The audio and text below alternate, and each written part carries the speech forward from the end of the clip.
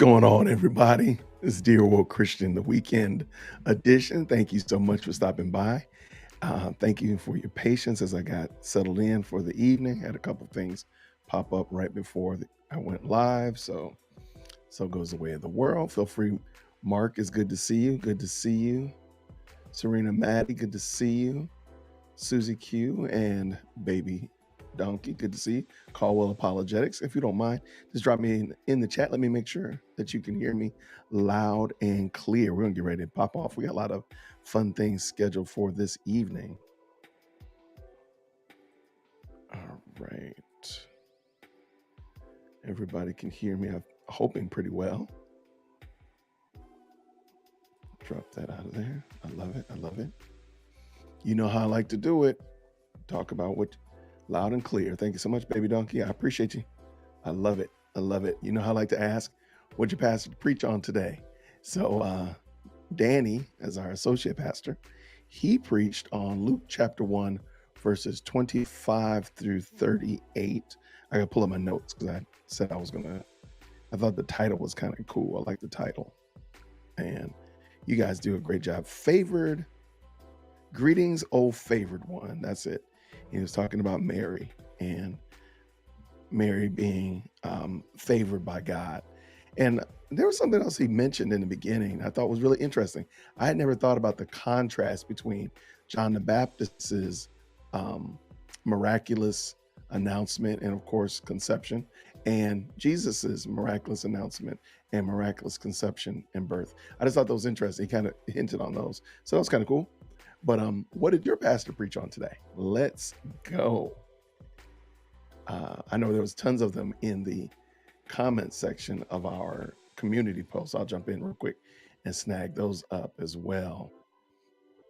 Lots of cool comments and wonderful sermons and such like that.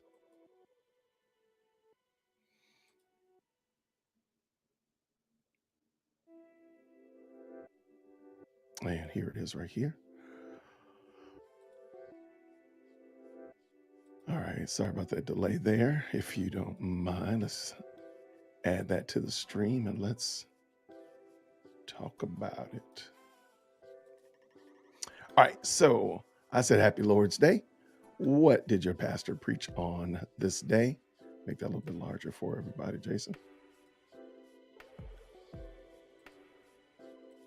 And I said, what did your pastor preach on this day?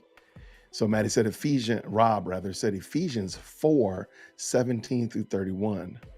Don't do this, do that, but thank the Lord we aren't judged by our works. I love it. Giving thanks to God for everything great and small. That's what JJ's pastor preached on. Cody said, continuing through Hebrews with chapter 4, 12 through 13. So they're going to be in there for a while. Romans 14, 1 through 9, and this is the third sermon. Chris Johnson said, last sermon was on the ways we are supposed to judge. Today is on wrong ways to judge. Very good preaching.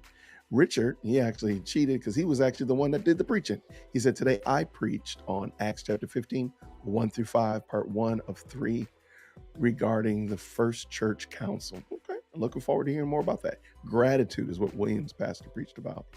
Brianna Janelle said, gratitude in the suffering. Okay, very interesting.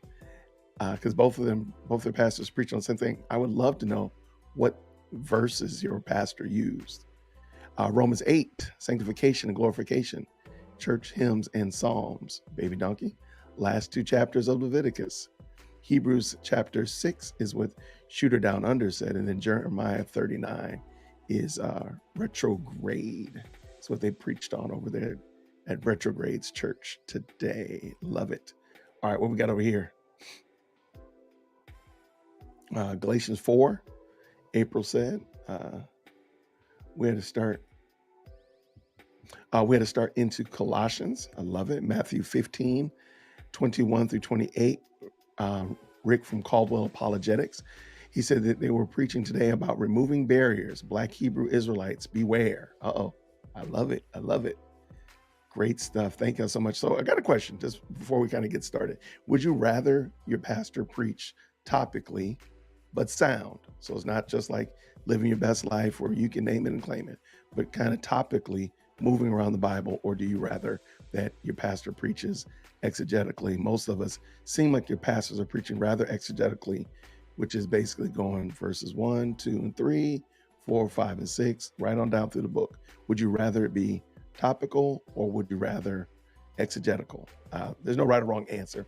I just was wondering, and I'll drop that in the chat actually.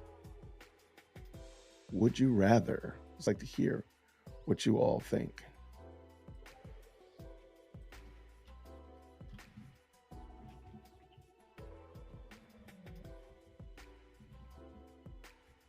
And this is totally a preference. So it's not, we're assuming again that it's all, that it's biblically sound and such like that. So it's not anything that's heretical or anything like that. I just drop the chat in there, have fun. Just like to see what you all think. So let's talk about this week. It was a fun week in these YouTube streets and the such like that. It seems like, oh wow, this poll is gonna be so lopsided. It's gonna be crazy. I can already tell already. I love it. Okay. So make sure you comment in the poll that's down there. So I'm looking forward to hearing that. So as we get ready to jump into this, please remember on December 3rd, I'm going to be doing a live book review with Brian Shannon, who wrote the book Missing Pillars. And I don't have my prop here in front of me because reasons. I should have the book right here in front of me, but I didn't cue it up because I was doing too much. Why don't I have it? I'll tell you, man. I get the producer to fix that. So the book is Missing Pillars, and it's a look and review on how the lack of Black fathers in a community not only hurt the Black community, but also hurts other communities as well. So, and he makes a great point. I'm gonna sit down and talk with him. So if you're interested in hearing about that, and this gentleman, he himself is from a single parent home and a single grandmother even, and it's really a very insightful book. So if you're interested in that, Brian Shannon will be on the show on December 3rd. We're going to be talking about Missing Pillars. I would love for you to bring your questions and all that kind of good jazz so we can have some good interaction and give Brian an opportunity to really tease out and talk about what he's done with this book, because this is his first book out, and I promise you, you won't believe that this is a first-time author, that this is a freshman author. He's an excellent writer. So I'm hoping that you will get some good things out of that. So I want to thank you all for checking that out. And I'll see you guys on December 3rd talking about Missing Pillars. And got a couple people jumping in.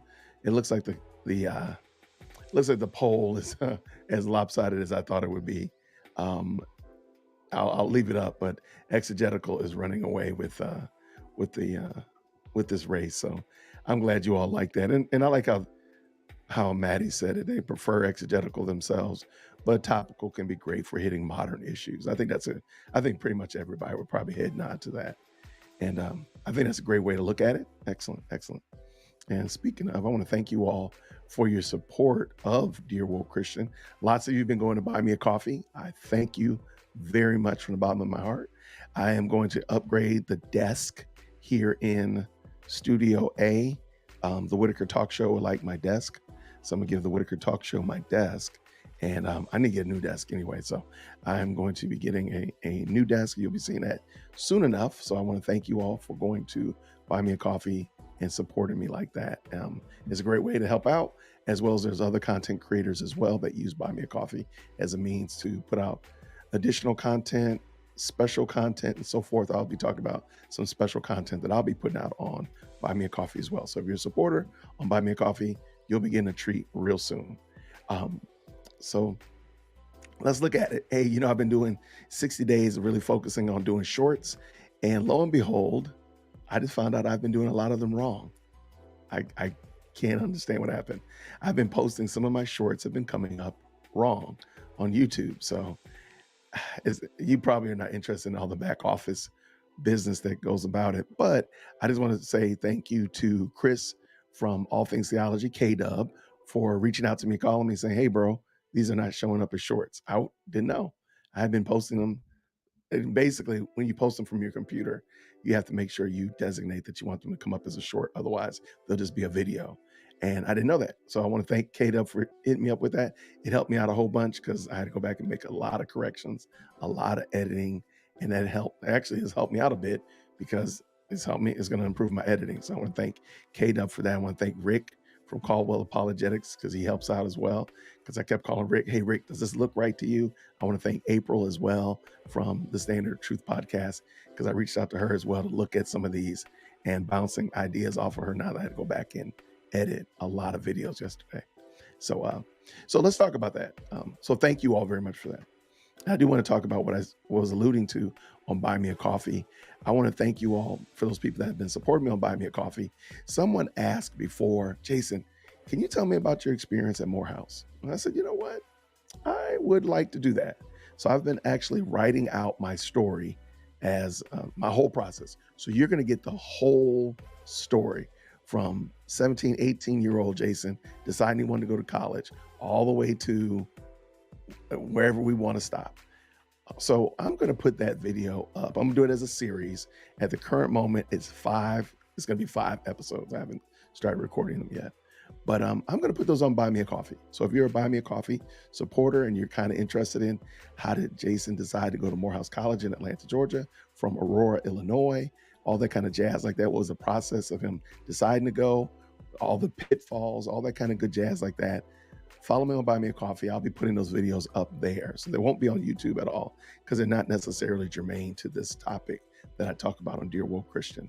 And I just want to give you all something that you all have been asked for. Several people have asked me about my experience and especially my political views coming to Atlanta, the hotbed of Black thought here. So you'll be seeing those coming up real soon. If you're on Buy Me a Coffee or you support me on Buy Me a Coffee, I'll be sending out a notice once the first video goes up. And like I said, I was thinking it was going to be 3 parts, but at the current moment, I've segmented it into some multiple parts. So there's going to be some additional content there. So that'll be showing up real soon.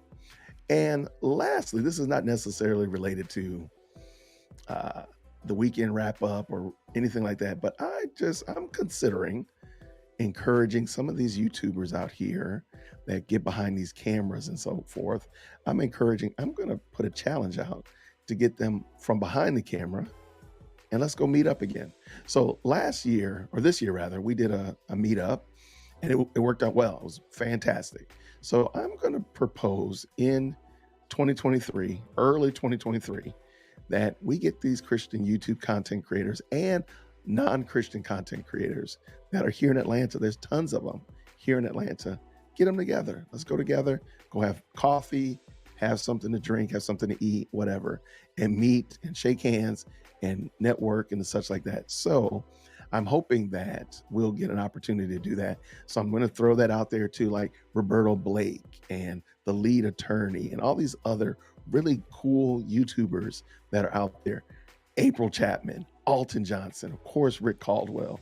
I'm throwing it out there to all these really neat YouTubers that get behind their camera, that put out fantastic content. Yeah, I just love to meet y'all. So you'll probably see more. I'm gonna put the ask out there. So I'm putting it out there in the space. So if you know lead attorney, if you know Alton, if you know Roberto Blake or other content creators, tell them to hit me up. I would love to just schedule a time. Nothing formal. We can do it, just the content creators, or we can invite our communities. It's perfectly fine. But I think it would be fun to meet, especially here in Atlanta, especially with so many content creators of different genres, of different stripes and flavors. Why are we not meeting together? Why are we not connecting? Why are we not trying to collaborate and help one another do great things? Especially if you profess to be a Christian, we should be definitely helping one another. But if not, even if you're not a believer, it's okay. I still want to know how you work your camera, how you get your camera to stop freezing in the middle of a live stream. That would be great. So let's go ahead and maybe make that happen in 2023. Got a couple of things we got to clear up here in this live chat. Thank you so much. Got that fixed. And now we're back to the races. So that's something I'm going to be throwing out there. So if you know some of these YouTubers, or if you know somebody I don't even know, tell them to reach out to me. dearwokec@gmail.com. I would love to schedule, like, let's get together, let's meet up, let's just do coffee and just kind of talk and collaborate and maybe find out, get some ideas from one another. So maybe in the future, maybe later on in 2023, we can do something really big with all of our communities. Why not? Why not? And I think it'd be great. So if you have the ear of any of those content creators, let them know. Hey, Jason would love to connect with you and such like that. Earlier this year, earlier this year, I asked you all to pray for a pastor in Haiti, and we're still praying for him and Reformation Hope. At the current moment, I'm sorry, I don't have any new information outside of the fact that the pastor is still in jail. His church is still being shepherded by elders of the church in the community, and his family still doesn't have their husband and their father home. So if you could continue to pray for them, I think it would be fantastic to do that. And I'm hoping that, God willing, something new will happen before the end of the year so that he doesn't have to spend New Year's literally in jail away from his family. So that is that. I know you asked about the pastor in Haiti, and I wanted to make sure I gave you a little bit of update with what I know. My missions person at church didn't have anything new. So as soon as I know something new, I'll put it out as a community post, or prayerfully we can all celebrate that he's been released. I think that would be a wonderful way to end 2022. So let's see what we got here. Some good people commenting here. Rick, lots of people were saying they like the exegetical preaching. Rick said it as well. As like I said, Maddie said she prefers it, but topical is good for hitting those topics, modern topics. Yep, I love it. Susie said, my pastor will switch between the two. Sometimes he'll do a topical very soundly. Others, he'll go through a whole book verse by verse. Absolutely sounds great. That's what Joel does, especially during Advent season, during Christmas time. We might get a Christmas-esque sermon that maybe is not right on the exegetical line, but it's perfectly fine. I think we'll give him grace.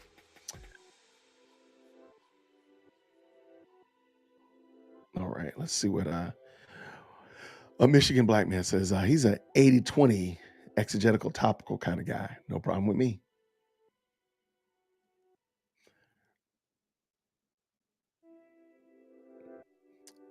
He said, Mark said, YouTube did a reformat recently that makes it harder to watch shorts if you do not get to them right away.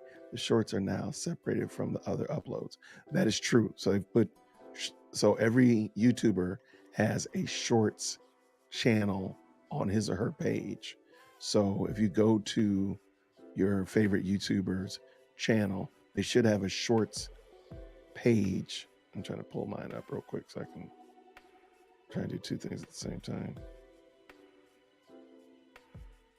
All right, let's see if I got this right. I did not, because reasons. All right. All right, so let me share this real quick. So good question, my friends. Let's look at it very quickly. So get this out of the way. So if you go to your YouTube's channel, and just go to their homepage, and my videos. This is not right, Jason. There we go. All right, homepage, landing page. Make sure you can see that. You cannot see that because the reasons.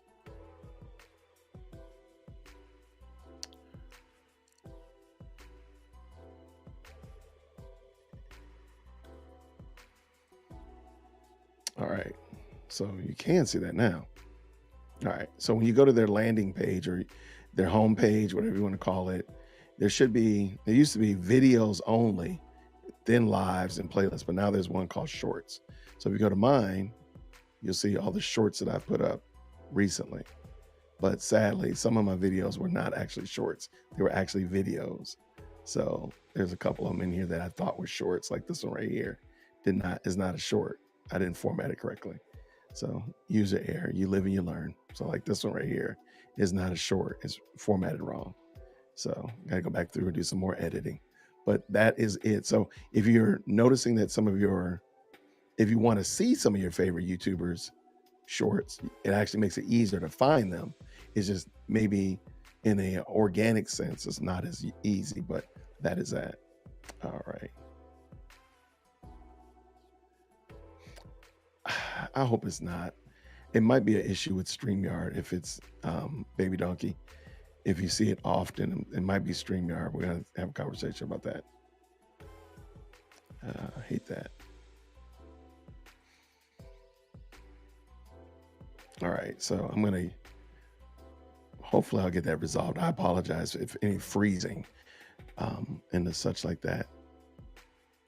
I want to thank you all. Also, talking about something else, I want to thank you all for, since we're talking about YouTubers and such, I want to thank you all for how you all are supporting the Christian YouTube community. Thank you all so much for liking the videos, sharing the videos, and of course, subscribing when it applies.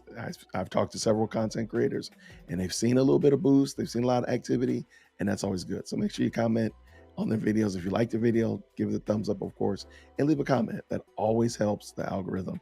It helps YouTube see that this person is doing content that is worth promoting and such like that. So that is a great way to do it. So I want to thank you all for what you're doing in that regard.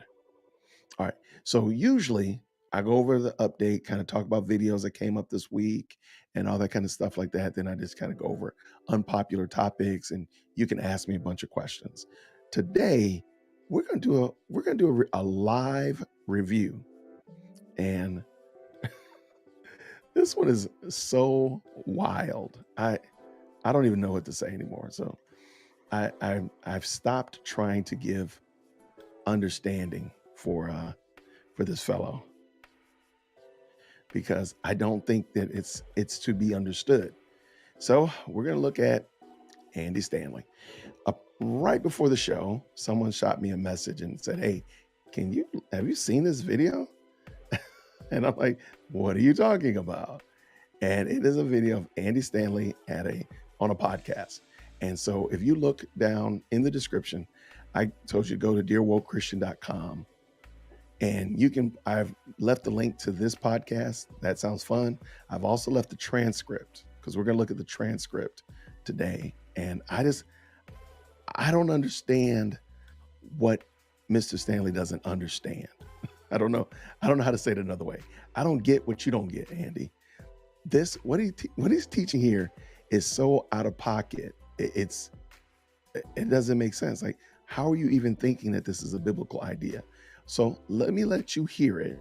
It's only a few seconds, and we're going to look at the transcript so we can see exactly what he said, to make sure I didn't take it out of context. So let's get a whirl. Jesus called out anything that hurt other people. That's how he defined sin. The Christians don't define sin by breaking the 10 Commandments. Christians define sin by anything that is not loving another person the way that God through Christ loved us. Wow. So he always called out behavior that hurt other people. Then he... All right. So I hope you all heard that. Andy said that Jesus called out sin only when it hurt other people. I have no idea. I have no clue where he would get that from. Jesus only called out sin when it hurt other people. And we're going to look at it, because I think this is a fantastic teaching moment, because I've said it before, and I mean it. Andy Stanley should be avoided. He should be on your 10-foot pole list. Like, don't mess with. I don't understand how people mess with Andy Stanley, but I do actually understand how people mess with Andy Stanley. Andy Stanley promotes his church. He markets his product to people who are illiterate. What I mean by that is, Andy Stanley is he would be the used car salesman that markets scooters to people who think they want a motorcycle. So I'm going to give you a scooter because you don't really know what a motorcycle is. So I can tell you that a scooter is a motorcycle. And therefore, he has all these people riding scooters thinking they can, race a Harley or race a Kawasaki down the road. No, you're on a scooter, my friend. Stay in your scooter lane. But he has told them that they have a motorcycle. So they think they have a motorcycle. So they go get the helmet, they got the cool vest, and they're walking around like they're big stuff. They're going to the biker gang, biker bars and stuff like that, but they're riding a scooter. And that's what Andy Stanley does. He literally is preparing people to be unprepared to interact because they think they're on motorcycles when in fact they are not on motorcycles at all. They're actually on scooters. I'm gonna listen to it again, and then we'll pull up the transcript and look at it, and then we'll look at the scriptures. So we'll make sure that I'm not taking him out of context. So let's do it again. Jesus out anything that hurt other people. That's how he defines sin. Christians don't define sin by breaking 10 commandments. Christians define sin by anything that is not loving another person the way that God through Christ loved us. Wow. So he called out behavior that hurt other people. Then so I have no idea where Mr. Stanley got that from. I have no idea, because we're going to look at the transcript first. Let's look at the transcript, Jason, to make sure maybe we didn't understand what he said. And I put the transcript actually on their website, from their website on as well, so you can see it. So here is the post, episode 424, Pastor Andy Stanley, When Church and Politics Collide. I think this is a very dicey topic. Andy Stanley loves talking about politics. I think it's not his strong suit. Clearly, it's stronger than his biblical suit. So there's that as well. But let's look at it and make sure I didn't take him out of context. Here is the transcript. So, and what I did was I just did Command F, put in commandment, and here it is. If you think about the term, the 3 lanes. All right, let me pull this up and get you a little bit bigger for y'all. There we go. And again, the link is on dearworldchristian.com. You can see this transcript as well as the audio podcast as well. If you think about the 3 lanes, Jesus operated in 2 of the 3 lanes. Jesus called out anything that hurt other people. That's how he defined sin. Christians don't define sin by breaking the 10 commandments. Christians define sin by anything that is not loving another person the way that God through Christ loved us. So we see that right there. That's what he said. This is the transcript. Just so you can see, I'm not making this up. We're going to just go up to the top and see this is the transcript from her show. So that is where Andy said. What do y'all think? What do you think? Do you think that is even remotely faithful to the teaching of God? So let's go look at the scriptures, because I think that's a better place to land than anything else. Any place else, please forgive me. Let's jump to let's look at the first place that the 10 commandments are listed, and that's going to be Exodus 20. Let's go. All right, so we got Exodus 20, verse 1, and these are the 10 commandments. These are the big 10, as people like to call it. This is God's law given. The first commandment, the very first commandment. And God said all these words, saying, I am the Lord your God, who brought you out of the land of Egypt, out of the house of slavery. You shall have no other gods before me. As most of us know, that is the first commandment. You shall have no other gods before me. That doesn't hurt anybody. If I put my cell phone up as God, that does not hurt my wife and kids. So that's not a sin, according to Andy Stanley's new framing of logic. But let us continue. You shall not make for yourself a graven image or likeness of anything that is in heaven or above, or that is in the earth beneath, or that is in the water under the earth. You shall not bow down to them or serve them. For the Lord your God am a jealous God, visiting iniquity of the fathers on the children to the 3rd and 4th generations of those who hate me, but showing steadfast love to thousands of those who love me and keep my commandments. So if I put up my refrigerator as my God, that doesn't impact my neighbors. That does not hurt the mailman. So therefore, following Andy Stanley's twisted logic, that is not a sin. I want you to go back and listen again. That's not a sin, according to Andy Stanley, because it only hurts. Jesus only called out sins that hurt other people. So he says, we'll continue. You shall not take the name of the Lord your God in vain, for the Lord your God will not hold him guiltless who takes his name in vain. That doesn't hurt anybody. That doesn't hurt anybody. Nobody's hurt if I take the Lord's name in vain. Following Andy's logic, and let's go into the next one. Remember the Sabbath and keep it holy. 6 days do your work. Shall you labor and do all your work, but on the seventh day, the Sabbath of the Lord your God. Again, how does that hurt anybody? If I work on Sunday, how does that hurt anybody? Yeah, Andy, you stepped in this one right here. And then we can go, of course, we can jump honor your father and mother.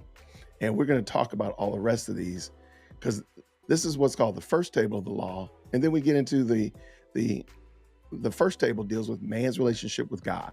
So the things that I do with God. And yes, I'm sorry, Andy, those are sins if I violate those. But then the second table of the law are how I deal with my fellow brother and sister.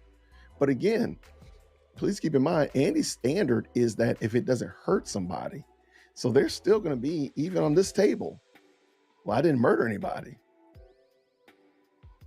Oh, there you go. I'm good to go. I beat the person senseless and drug him behind my scooter, but I didn't kill him. I didn't murder him.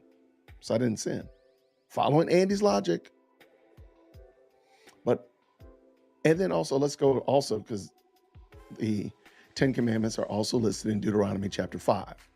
And we see this a retelling of the 10 Commandments. There's not one thing in here that's different from the first telling. There's no, the Andy Stanley clause. There's no asterisks in here. So it's fair to say that Andy is wrong. Newsflash, right? So let's look at why Andy is wrong. Oh, this didn't even show up. Let's look at why Andy is wrong, because Jesus said something different. Christ said something different. And this is Matthew chapter 5, the Sermon on the Mount. You're familiar with this. Of course, you've heard the Beatitudes. And then, of course, you are the light of the world. You've heard about that. Christ came to fulfill the law and such of that nature. That's why we don't strive to be righteous in our completion of the law.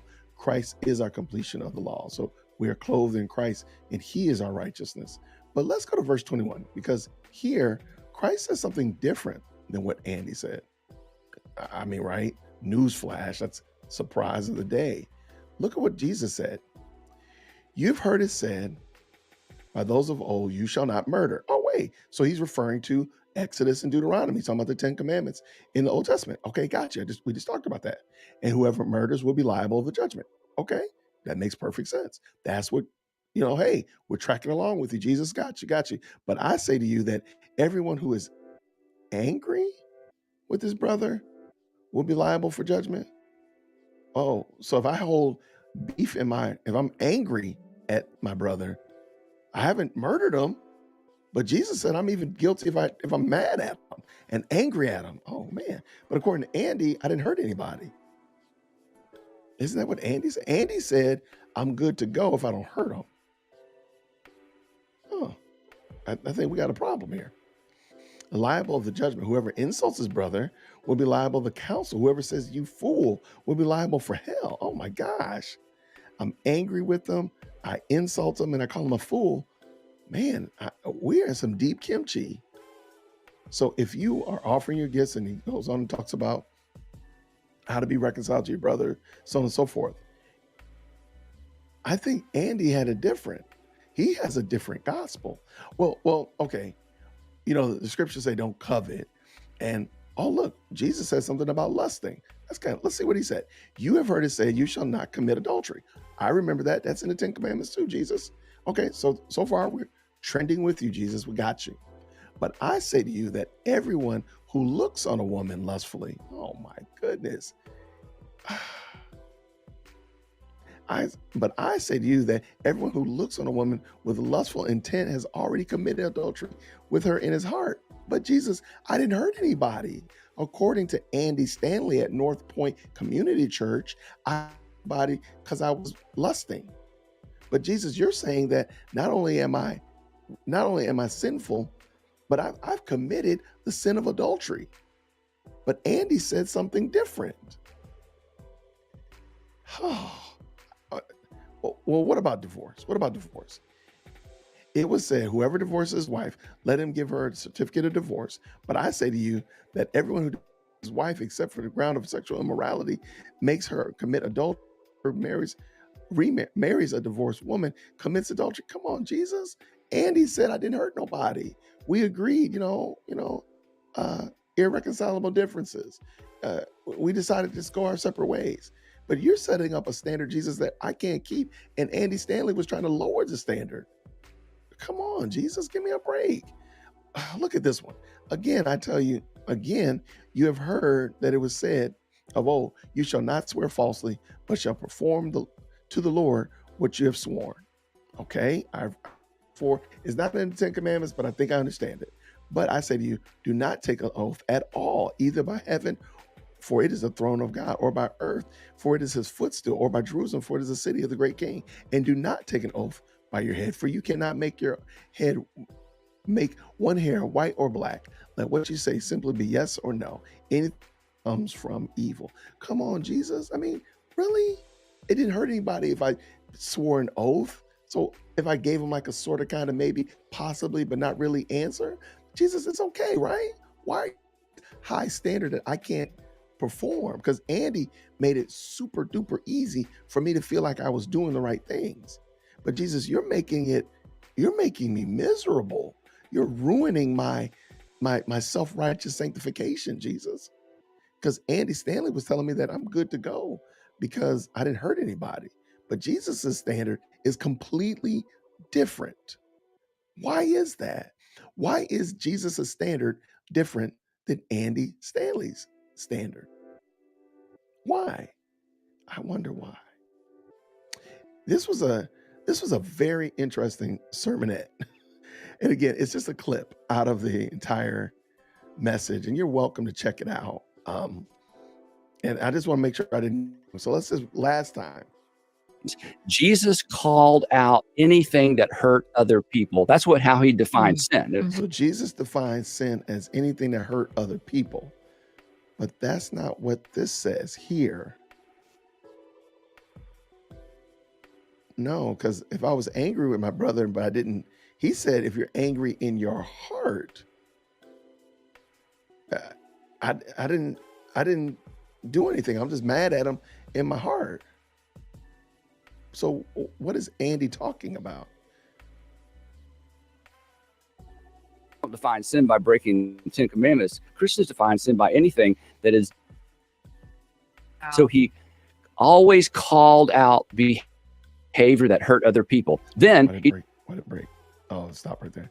Yeah, so this was really interesting because I have no clue what Mr. Stanley's talking about. I have no earthly clue where he's getting that from. But again, this is yet another example of Andy Stanley playing footloose and fancy free with the scriptures.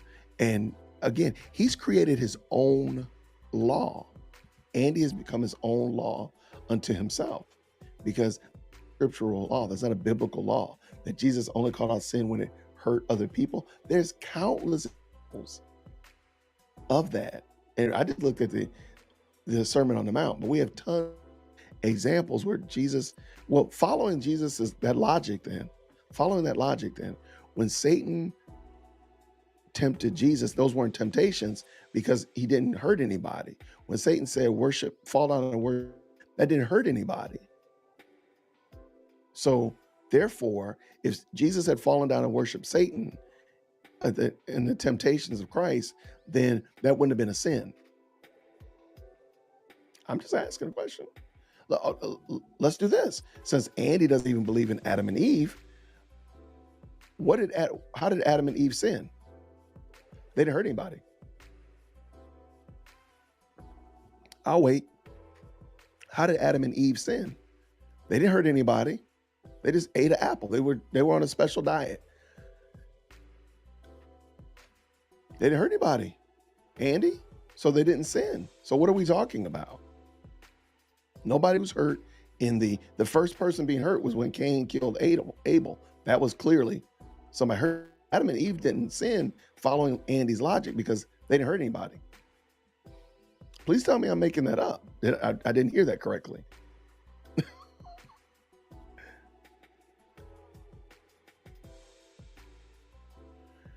Somebody asked, somebody hit me up and sent me this video about Andy Stanley right before the live stream. So I said, let me look at it. And I was getting some Bible verses together, and it was actually pretty terrible. So if you go to dearwochristian.com, I left the link to the podcast as well as the transcript so you can see. I don't want you to think I'm taking Andy out of context and whatnot. He's talking about when politics and religion collide, or politics and the church collide. Pretty interesting. I didn't have a chance to listen to the whole interview. However, I thought it was interesting because that section, Andy is saying here, and I'll bring it back up again. Andy is saying that, you know what? Let's let him say it. Jesus called out anything that hurt other people. That's how he defined sin. Jesus defined sin as anything that hurt other people. So how did Adam and Eve sin? Christians don't define sin by breaking the 10 Commandments. Christians define sin by anything that is not loving in the way that God through Christ loved us. Wow. So we define sin as anything that is not loving another person as Christ has loved us, as God has loved us through Christ. Really? He always called out behavior that hurt other people. Jesus always called out behavior that hurt other people. So again, going back to the temptation of Christ, if Jesus had made, following this logic, if he turned the stone to bread, would he have been a sinner? Would he have sinned if he had done that? Would he? Because he didn't hurt anybody. Following Andy Stanley's logical conclusion. And then again, when Satan said, all these kingdoms I'll give to you, you want to worship me, who would he have hurt if he had done that? Following Andy Stanley's statement here, who would he have hurt? Nobody. So would it have been a sin? Just wondering. I don't understand how Andy's gotten away with this, but here we go. All right, let's check out a couple comments. I do have some good questions for you all today, some comments for you all today as well. But let's go. So Mark said that Ann is doing a Steve Schultz. She does sound like Steve Schultz. I'm gonna list the whole thing, but she does sound like him. I know exactly what you're talking about. Sin is anything that violates the holiness of God. Thank you, Susie Q. But according to Andy, that's not the case. I feel like we need a heaping helping of R.C. Sproul's "What's wrong with you people?" speech. You know what? I need to add that to my soundboard. Thank you so much. I need to add that. I don't have that as a sound effect. Thank you so much, Susie Q, for dropping the link in the chat. If I listen to this podcast itself, I am sure that I would call Annie Tiz in reference to Tiz Huck. I love it. Who is that calling me? Why is my daughter calling me? I'm not talking to you. I'm on the show. What do you want? Why is she calling me? She's upstairs for crying out loud. All right. Imagine. Okay, my image right now. What happened to my image? I'm sorry about that. Andy Stanley Claus. That's actually pretty funny, Mark. That's actually pretty funny. That one, I'm gonna have to put a little star by that one. That one might come back. The Andy Stanley Claus. I think that might actually come back again. Reminds me of a cup I saw for "Dear Lord, lead me not into temptation. I can find it myself." There you go. But then what is the temptation if it doesn't hurt anybody else? So if I'm just living, I don't even know how this plays out. So if I'm a hermit living on the side of a mountain, just minding my business off the grid, am I ever sinning? I don't understand. That is so weird. Yeah, Andy needs to whole stop. We critiquing Andy Stanley. Where did this start? So I was just looking. I've called out Andy Stanley multiple times. I think Andy has a whole playlist on my channel. But it was just somebody sent me a link literally right before the live stream, and I said, "Oh, we've got to talk about this." It's been a great week. Thank you, Bishop of the Railway. It has been a great week, and I'm looking forward to wrapping it up. That dear.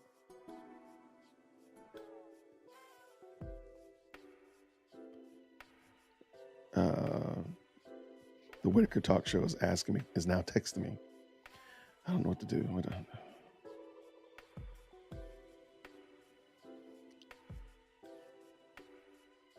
there we go. All right, I think I got her squared away. All right, let's keep it moving. What'd you say, Ray? How does someone call themselves a Christian but not believe in Adam and Eve? I don't know. Andy Stanley said, Adam and Eve, you might not believe in Adam and Eve. So Adam and Eve might be a part of a myth. So I don't know. I have no idea. Andy's got a lot of work to do. But I'm glad that people are paying attention to where Andy is, and they see when he put out the book Unhitched and all that kind of stuff like that. I think it really caused people to say, wait, what? And they're paying attention to him, and they're watching his trajectory. That's the thing I think Andy really hates, is that people are watching where you're going. They see where you're trending. So they see, was it 3 years ago, the book was Unhitched and all that kind of stuff. And we really don't need even the epistles. All we need is the resurrection and such like that. That's all you really need. But now everything else is called into question, everything else. So I think there's really a lot of problems there. How can he not know the definition of sin? I don't know. He went to Georgia State. A special diet. That made me laugh. Hey, I'm here for it. I'm here for the laughs. Sin is any thought or action that doesn't meet God's standard of perfection. Amen. But according to Stanley, it's only if I hurt somebody. You heard him say it. So I'm not making it up. He literally said, the transcript and the podcasts are on my channel, dearwoldchristian.com, on my page, so you can see them. He said it. He said it only matters that it hurts somebody. That's what Jesus said. So our standard as Christians is only if I hurt somebody. So, technically, if I don't hurt anybody, I can do just about anything. As long as I don't say anything to anybody while I'm doing it. I can do a lot of things. I can speed. I don't hurt anybody if I speed. I can steal. Technically, I guess I can steal from the grocery store because I'm not hurting anybody. Yeah, I guess so. Nobody's hurt. And this is ridiculous. This is insane. He said it, though. What'd you say, baby donkey? Andy Stanley doesn't believe the Old Testament should be connected to the New Testament. That's right. That's how he doesn't have to believe anything in the Old Testament, like Adam and Eve. There you go. I don't understand. But I did a video talking about Andy Stanley and myths. And if the Old Testament didn't happen, you do realize that Christ thought that Adam and Eve existed. He thought that Adam existed, and Noah and Jonah and all these other key figures in the Old Testament, David, and such of that nature. Christ mentioned them. So if they didn't really exist and they were myths, that would mean that Jesus Christ was lying to us about these people's existence and their role that they played in the story, the prophetic narrative that brought us Christ. So Isaiah was a myth. Daniel was a myth.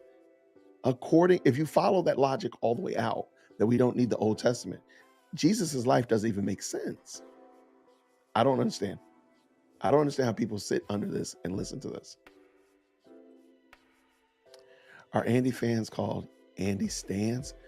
Gosh, you all are killing me tonight. Bishop and Mark, you guys are Andy Stans. Goodness gracious. That is hilarious. Oh, but you're killing me. But notice you didn't hurt me. See what I did there? All right. We need some Don Knox Andy memes. If we're going to be playing. Okay, I might need to look into those because I was talking about memes earlier today, so that would be hilarious. Okay, we'll look into that. And what did Mark say last? Unhitched is to Andy Stanley as Untamed is to Jelano Doyle. I don't know, Jelano Doyle.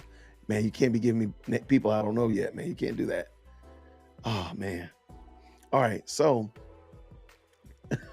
let's shift gears off of Andy Stanley because good gravy. That was ridiculous. I don't even understand. And this is my last part. I know I just said I'm going to shift off to Andy.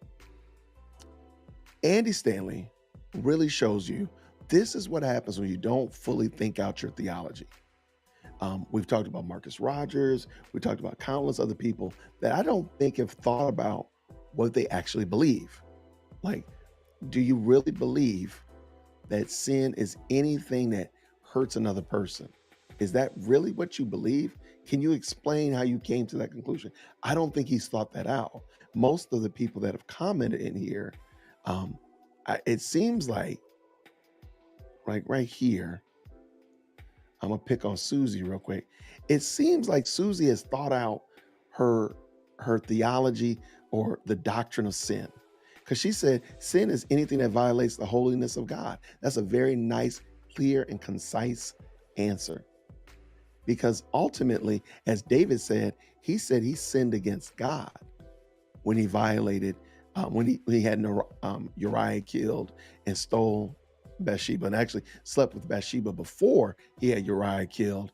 And then, so David, in his repentance in Psalm 51, which is a part of the Old Testament, Andy, he says, I've sinned against you, God, and you alone. So all these other people really are just byproducts. It just fall out. But ultimately, he sinned against God. So I don't believe that Andy Stanley has taken the time to consider and to think about what he actually believes and what are the ramifications of this belief or this doctrine or this thought or this theology. I don't think he's done that. It's pretty clear in my mind that he's unqualified and really, I think he's even more unqualified than even Stephen Furtick is unqualified. But not only is he unqualified, he's uneducated in the matters of the Christian doctrine and the Christian faith. Now, I know I'm right here in Atlanta, and he's right up the street and around the corner a piece. He can catch me outside. I'm perfectly fine with that. But it won't change anything. It won't change one thing, that you're teaching doctrines and ideologies that are false, that are wrong, that give people a wrong perception of the Christian faith. Like, what does that do?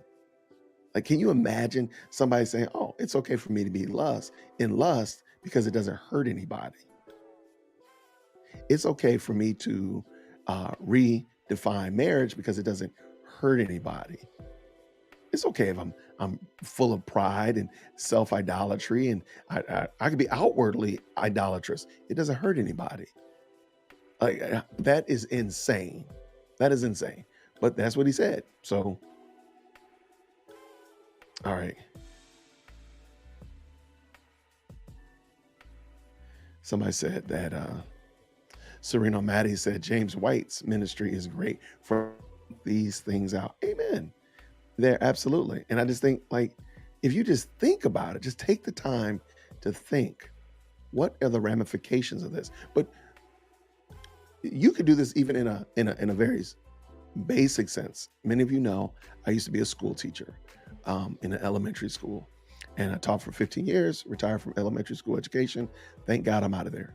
However, one of the things you're dealing with students, especially young boys, when they're getting around springtime, is when more boys are suspended from school. Well, it used to be, I don't know what they do now, but it would be suspended because it's springtime. Their hormones go crazy and they're just wanting to fight everything. They'll fight a wall, they'll fight a girl, they'll fight a teacher. It doesn't matter. They just want to fight, and they want to get this pent up energy and this pent up frustration out. And one of my strategies was always to help them think, where are you going after you swing? And what I mean by that is I would always explain to them, see, I've already thought out how I'm going to go home tonight and where I'm going to sleep and what I'm going to eat for dinner. I've already thought all these things out. So our interaction right here is not going to impede me going home tonight because I already know and I've already determined how I'm going to get home. Have you thought about that already? Have you thought about how you're going to get out of this if you swing at somebody? God have mercy if you swing at me. Have you thought about where that's going to land you and where you're going to be? Because I've already mapped this out already.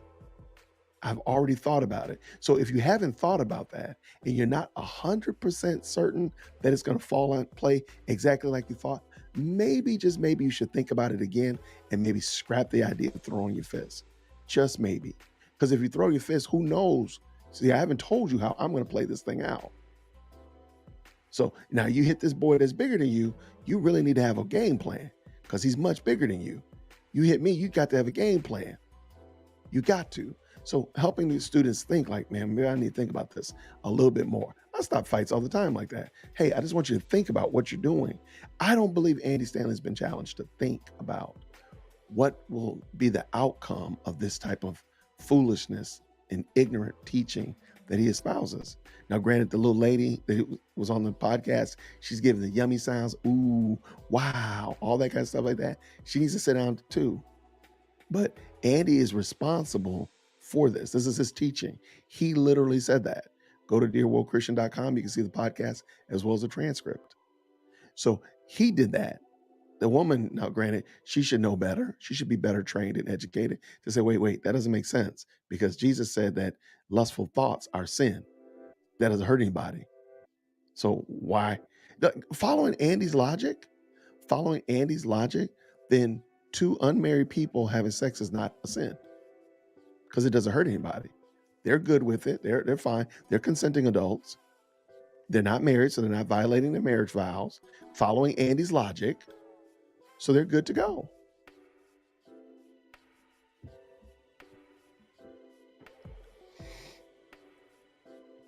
Think about the consequences. Always a good idea. Irrational behavior doesn't think past the current moment. Amen. And I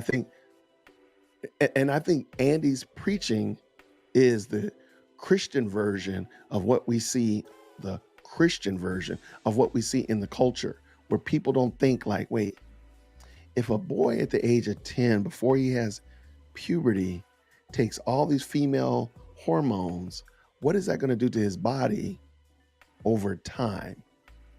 It's going to create havoc in his body, and he'll never be able to transition back into a man, because we've done bodily mutilation. But even if they did do mutilation, if they just took the hormones, that's going to completely eviscerate his internals. So, that's going to be a problem. I don't think they've thought about those things. I don't think they've thought about that. Matter of fact, I'm about to get canceled, so I'm just going to go ahead and do this real quick. This is another example of why we have to think, and we have to be willing to confront the culture, because I truly believe they love to say that men that support a strong male headship, that they're a patriarchy and they're misogynistic and they hate women. Shut up. That's stupid. It's ignorant and it's dumb. So no, if you're a man that runs his household well, praise God, continue running your household well. I'm going to show you who the real misogynists are. And the real misogynists are men that think that they can be women. Let me explain what I mean by this. I'm going to get in trouble for this one, so I'm good for this. I'm absolutely happy with this one. Just think, what does moving all of these weak, effeminate men, allowing them to take female hormones and think that they are females now, because they've taken female hormones for a year. They're taking female hormones for a year and have had things cut off and things changed and reshaped in their bodies, and they think they are women. Okay? What does that do to, you ready? Real women healthcare? Because now you got these people with mental issues that have body dysmorphia issues that should have been getting counseling and therapy and help, but no, we put them under a knife and grew their hair out and gave them hormones. But because of that, now watch this, here comes. These men are going to OBGYNs. And now they are filling up the bank of assistance and taking up space for real women to get real help and real assistance. Because Brian over here thinks he's Brianna and he wants to be in the stirrups and get a pap smear. Because Sam now calls himself Sally and thinks he has breast cancer. And is now taking up time and resources from real bona fide women that really truly have, maybe really truly need to be looked at. But over here you got Mark over here calling himself Martha, thinking he's got cervical cancer. What is that going to do to real women? That doesn't help any. Now, of course, think about if you have a whole bunch of men over here now taking on female hormones, now taking up women's services of fill in the gap, whatever, fill in the blank, whatever the service is that women use, whatever the services are. Now that's going to look like there's more women needing these services when in fact it's really not. It's men pretending like they're women. And now there's not going to be, I mean, this would not work in any other place except a first world country with nothing else to do. I'm sorry. There's no way that this makes sense. So y'all can call me misogynistic if you want. My name is Jason, dearwokec@gmail.com. Please understand, I don't care. You are wrong. God made you a man. You're a man. God made you a woman. You're a woman. And this is a funny thing. Last thing. In God's providence and God's sovereignty, you can sit here and gender blackface your whole life. Okay, you can take little Sally and turn her into little Tommy in utero. Okay, whatever. But God will have the final word. So in eternity, little Tommy that you turned into little Sally, or little Paul that you turned into little Patty, they are going to be exactly who God made them to be in eternity. That's crazy. God is still going to have the final word. So you over here doing gender blackface, it doesn't matter. God is still going to throw a man into hell. He's still going to throw a woman into hell, and you will still be that man or that woman in hell unless you repent and turn from your wicked idolatrous, which, by the way, that is self-idolatry. And that is making an image, rather taking the name of the Lord in vain. That is saying that, God, you don't know better. I know better who I am. That's actually, you got a lot of sins that you're violating. And forget what Andy Stanley told you, because he lied to you. I just think that's interesting. I think it's funny that we think we know better. And at the end of the day, God is going to have the final word. Okay. I'm here to cause trouble. DearWokec@gmail.com. Please make sure that you email me. But please understand, you will get an I don't care. What does Susan say? I'm all for the patriarchy as long as they're submitted to God. Amen. That's the problem. People want to say the patriarchy is bad. But the patriarchy is, so are you saying, well, listen to the logic, the patriarchy is bad because the men are not Christians? Okay, so the matriarchy is good even though the women aren't Christian? How does that work? Make it make sense. So I think the issue is the last part of Susie's statement. They're submitted to God. That's the issue. You got men that are not submitted to God. Let's fix that problem and teach them how to govern and rule their homes appropriately. That's the problem. You got men over here who know what they're supposed to do, but they're not submitted to God, so they're over doing wrong.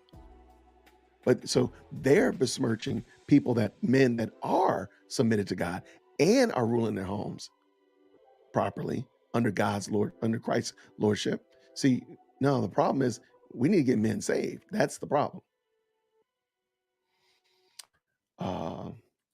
Women face is the ultimate messiah. I agree. I'm sorry. Women in drag, or men in drag, is the ultimate misogyny, because they're saying that what makes Susie a woman can be bought at a store. What makes April a woman can be bought in a store. It can be over-the-counter femininity. That's insane. That is absolutely unequivocal insanity. What makes women can be bought.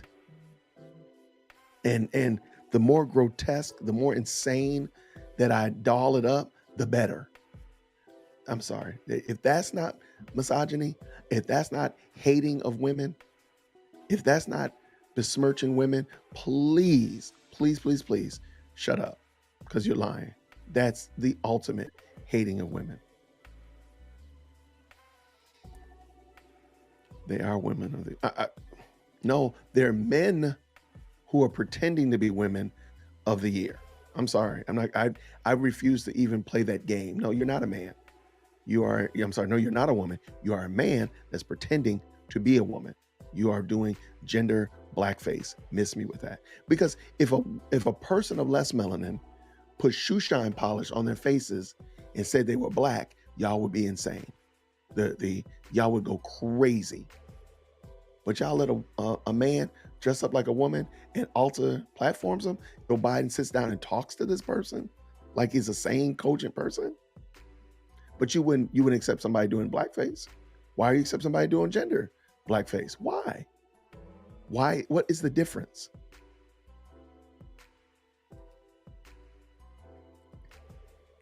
That sounds so stupid when you put it that way. I mean, prayerfully, I've made my point. Men taking women's scholarships, women's awards, women's accomplishments is a travesty. I have 2 girls, extremely intelligent and smart girls. I'm just going to tell you right now that they're not in sports, so I'm fine with that. I'm fine they're not sports. But when it comes time for scholarship time, like my girls are working hard because I told them I don't want to pay for school. I don't want to pay for it. I want y'all to you're smart enough, going to do it. Please don't tell me that they lose a scholarship to a boy. Please don't. Because I'm telling y'all right now, some people on this live stream know where my crypto wallet is, so they can go on. That's where my jail money is, in my crypto wallet. They know where to go and how to get the money out so I can get out of jail, get on bail. Because I'm promising you, they're going to be a problem. Please don't let my children lose, my babies lose a scholarship to a boy who thinks he's a girl. Please don't let that happen. I don't let that happen. Thank you so much, April. I guess the LDS church here in Utah apparently made faux marriage okay officially. But God didn't. See, that's the thing. We are letting man and institutions say it's okay. And God is saying, I didn't say that. Like, God's word still stands. That's the thing. It doesn't matter. This is that Psalm 2, why the nations rage and the people plot in vain. Like, God is like, I'm not worried about y'all. We're insignificant to him. And at the end of the day, he's going to have the final word. 100 years from now, when all the soft tissue is gone, anthropologists will look at his skeleton and say, that was a man. What's with this dress? Amen. Because they're going to be burying them in dresses. They're going to be like, what's up with these fake situations going on? Yep. Abigail Shearer's book on the subject is interesting, as it showed how this is largely a social being, that a gender dysphoria in the past several years flipped from a small group of men to a ton. I personally feel like it's attention. There's lots of people. I think we can agree, if you go through Instagram, if you go through TikTok, the notion that people won't do anything for attention went out the window. It's gone. It's left the building. So we can all agree that people will do just about anything for attention now. It's fair to say. And you know what? I think a lot of it was when we were doing those challenges, like the ice bucket challenge and remember the cinnamon challenge, all that kind of stuff like that. Those things all played a role in reducing our shame, reducing our not wanting to put on our best face forward and so forth like that. So I think some of those challenges, again, the ice bucket challenge, all those just those dumb challenges that we were doing. Let me back it up. That they were doing, the early 2000s, 2000 teens, those just ignorant challenges. I think that really lowered our shame factor, but it was giving people attention. Oh, if I dump a bucket of water on myself, people will watch and I'll get likes. And so now people have had to up the ante. So I think this is a part of that, in my opinion. Beth Moore's husband. Oh, he don't rule well at all. I know he doesn't. And preteens and girls. Preteen girls are crazy. Okay, I got 2 of them in my house, and it would drive me. They're nuts. There's no way in the world I would look at my girls and say, if they wanted to make some major life decision, that I would think that they were rational. There's no way. No way. We gotta wait at least 48 hours for you to tell me again, for us to wait another 72 hours, because by then you're going to change your mind. I mean, goodness gracious, my second born, like her lunches, every week is something new she wants to try. This past week, it was grilled cheese sandwiches and tomato soup. 2 weeks before that, it was sushi. And before then, it was hot dog bites, corn dog bites, and then ramen. If we followed her logic, trust me, every last one of us would be crazy. because I mean, she just wants to try different foods, which is fine. There's nothing wrong with that. But again, my point is, she can't even decide what she wants to eat for lunch. Y'all letting kids at 8 years old make life-changing decisions, and you're just gonna pump them full of meds, and you just think that that makes sense? Y'all are gonna be judged severely for that. I missed the word, man. Oops. Oh, it's okay. I think I know what you're talking about, Bishop. We're okay. We good, brother. We good, Bishop. Yeah. I don't understand.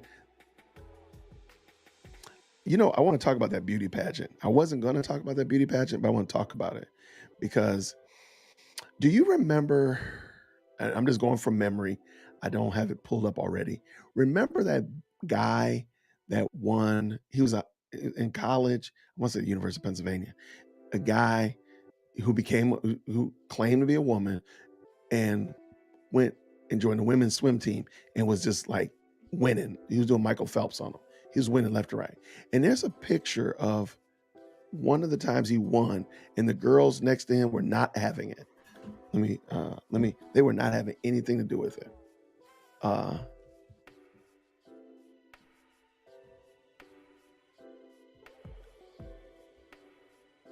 The guy's name allegedly is Leah Thomas. I'm not going to call him that because that's not his name. Okay, here it is. All right, so here's the picture, and I want to show you.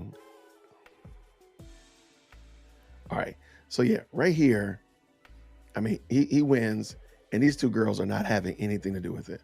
They are not pleased with it. They're not buying into it, anything of that nature. You can see like, they're showing their disdain. And then this one I thought was really telling. Like, these are the real winners. This is second, third, and fourth winner. Let's just call it the first, second, and third female winner. This is the first place male winner in that competition. But you can see here clearly they're not having anything to do with it. Okay, y'all see that? And does everybody agree?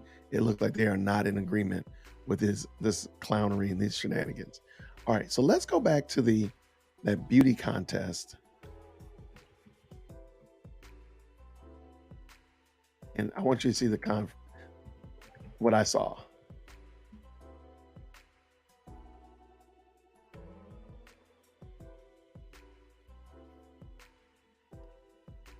I'm trying to find a good picture of it.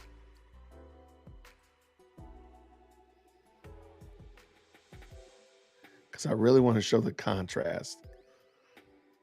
I'm not see the picture I wanted.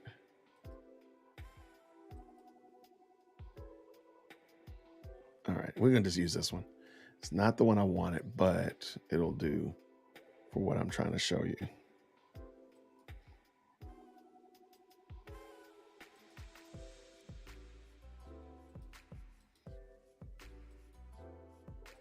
All right, so here is that beauty pageant, falsely they're called, with biological women being beat out by a man that is professing to be a woman.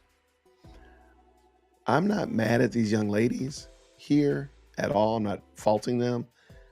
However, I don't think I would have even stood right here next to this man. I wouldn't have. I don't care. I don't care if I was. It doesn't matter. Like, I think by them standing there smiling while a man, a whole man, stood there and took the crown as whatever, Miss Dairy, whatever that means. To me, I think they are tacitly giving approval to this kind of shenanigans. And I don't think that I'm not saying they mean it. I'm not saying that they're bad because they worked hard to be a part of that. But this right here, they should have. I think they should have sat out. I think they should have said, "Nah, we're good. No, I'm good, homie. I don't need to do that. I'm not going to participate in the over-the-counter femininity that you all are trying to support. Like, you're trying to promote over-the-counter femininity. Like, you can be a woman if you just go get And this is not the first time. I think this is the most egregious time, because there have been other, um, as I'm looking through trying to find the picture, I didn't realize there have been other men that have won beauty pageants, but I think this one is the most, shall we say, the most like head scratching of them. But the other ones, I didn't know that until I had to read the title. Like, whoa, there have been others. So, but yeah, I think it's wrong. It's extremely wrong, but that's okay.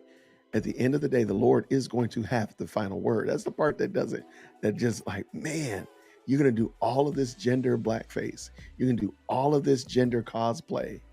And at the end of the day, God is going to strip you of that foolishness and throw a whole man into hell. He's going to throw a whole woman into hell unless they repent and turn to Christ. Like, you're going to still go to hell as a man. You're going to spend eternity as God made you, in the body that you hated. You're going to be that man. In that body that you hated, you're going to be that woman. Catch me outside. No. We've had it. No. We've had it. She just wanted to try something different. And she just, look, your guy likes grilled cheese and tomato soup, especially when you make really good tomato soup. Don't tell nobody, but you can make smoked tomato soup on the big green egg. Don't you worry about it. That's a real thing. And it's real good. But she just jumps around. Like, her palate is like my wife's. My wife be trying different things all the time. The refrigerator be full of like half-eaten things that she tried. Like, I don't like that. Because she was really into sushi for a while. And like, my second born is really good with chopsticks. So she likes to eat with chopsticks. She can eat soup with chopsticks. She eat ramen with chopsticks. Like, how are you even doing that, baby? But yeah, I totally like grilled cheese and tomato soup. It's just something she was trying out. What did Susie say? That beauty pageant was so incredibly atrocious. He was ugly, man. He was an uglier woman. They're trying to destroy beauty. I agree. And see, I think ultimately they're looking to they really wanted to blur those lines. Because again, they're misogynists. They really hate women. And I'll say it, those people that do that kind of stuff hate women. Prove me wrong. Where is the lie in that? So they really hate women. And they feel like, oh, we can package femininity. And if I get this Ulta kit, if I get this, this Mac combo, I can turn myself into a woman.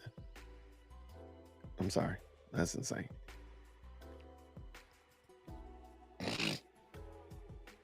Any one of the girls in the pageant should have won. I agree. Not only because they're actual women, but because they were actually beautiful. There we go. Susie. He was a whole fat man. Absolutely. I don't understand how they even looked at that and said, okay, yeah, that makes sense. Have you noticed that race hustlers want minorities to have white European socialist philosophies? You know what? That is actually pretty funny. That's actually pretty good. You are correct. Yeah, that is good. Yes, April loves her some sushi. Bless her heart. Yeah, that's interesting. Like Tisby and Dumez. So it's like Time Magazine Man of the Year just for coming out as a woman. That's supposed to be bravery or something. I don't know. I think it's a slight. And I think the more women clap and tacitly show approval, I think these young ladies right here should be the standard. This should be the standard moving forward. Like, we're not going to play this stupid game. Like, this is what needs to happen. But those young ladies, again, I'm not faulting them because they worked hard to be in this beauty pageant. They probably wanted to still participate. And for these young ladies right here, this is the end of the event. But they still have to, in a beauty pageant, you still got, even after the beauty queen is crowned, you still have tons of other things that go on. So I'm not mad at them. I'm just saying, like, I think they mistakenly gave approval to their own demise. They're giving hearty approval to somebody that hates them ultimately, in my opinion.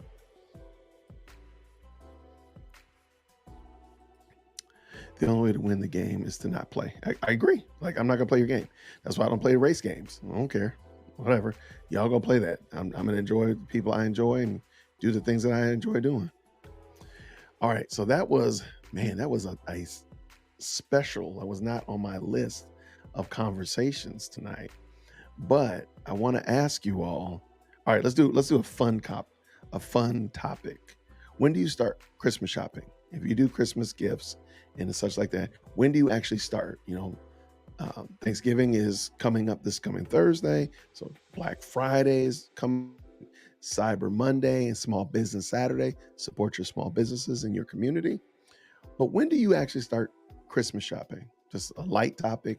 Just put in the chat. When do you start Christmas shopping? Let you know, Dear Woke Christian is horrible at gift buying. So I usually end up buying something, a gift card, like 25 minutes before the store closes on Christmas Eve. That's me. I'm terrible. I hope my wife is not listening. The likelihood is that she's not. But I'm horrible at it. When do you buy gifts? When do you buy gifts?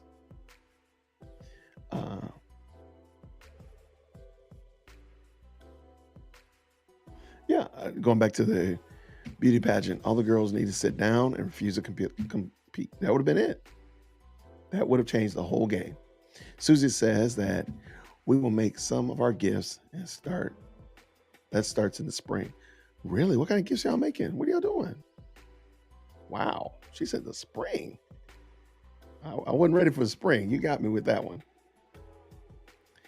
It's a light topic until you get a person who thinks Christmas is a pagan holiday. You know what? I ain't got no time for that.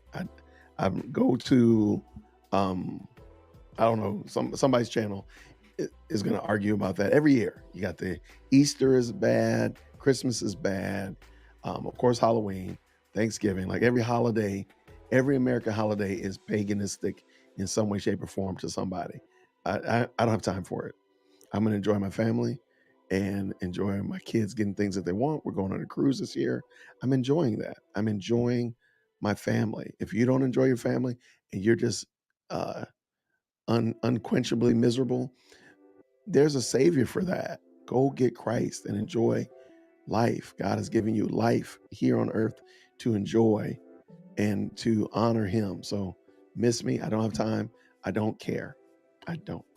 Because you're going to go in this chat and you're going to tell me about Christmas being pagan, and you're going to spend all that time and cut and paste all of those articles and URLs, and you're going to give yourself osteoporosis in your fingers. And guess what? I'm going to still go celebrate the Lord's birth in the time that we choose to celebrate it. I'm going to take some big pictures under a Christmas tree on the ship, and I'm going to send them to you. And guess what? I don't care.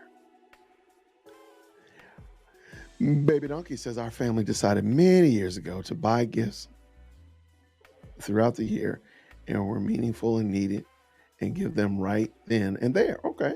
We enjoy each other's company on Christmas. I love it. I love it. December for me, unless there's a good deal. Okay. So that's when you start buying gifts. Shop whenever you get to town. Okay. I love it, Bishop. Crochet Afghans, knit sweaters, quilts of all sizes. My husband does woodworking. My oldest makes some beautiful artwork. She frames all sorts of things. I love it. I love it. Great. Okay, so I was watching a video about Buy Me a Coffee, and a content creator on Buy Me a Coffee is a quilter. I didn't realize how much goes into quilting. I mean, it was intense. And the quilts that she sells are amazing, and the prices are amazing. So I was like, wow, that is pretty wild. So if you're making quilts, that's a labor of love. Let's just say it like that. Buy a gift card so that no one complains. Hey, I ain't mad at you. Did you make a decision on the Wing Feather Saga? Oh no, I did not.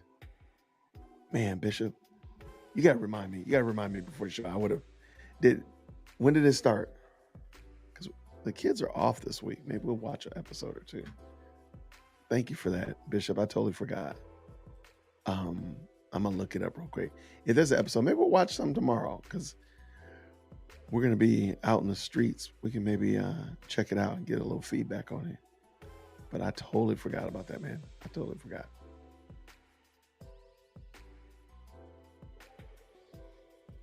All right, let me see Wing Feather Saga.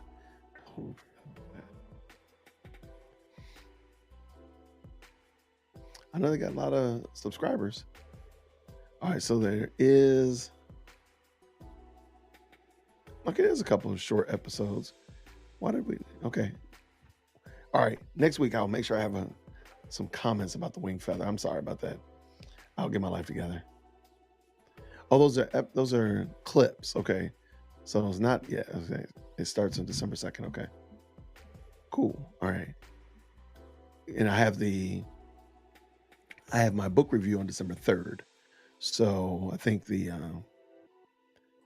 will try to have a little commentary about that. So it'll be December 4th would be a weekend wrap up. Maybe so. We can maybe make that happen. I love it. Well, what did Susie say? If I were to sell a queen size quilt for less than 800, you begin the friends and family discount. Okay, the young lady that I heard was actually more than that. It was actually significantly more than that.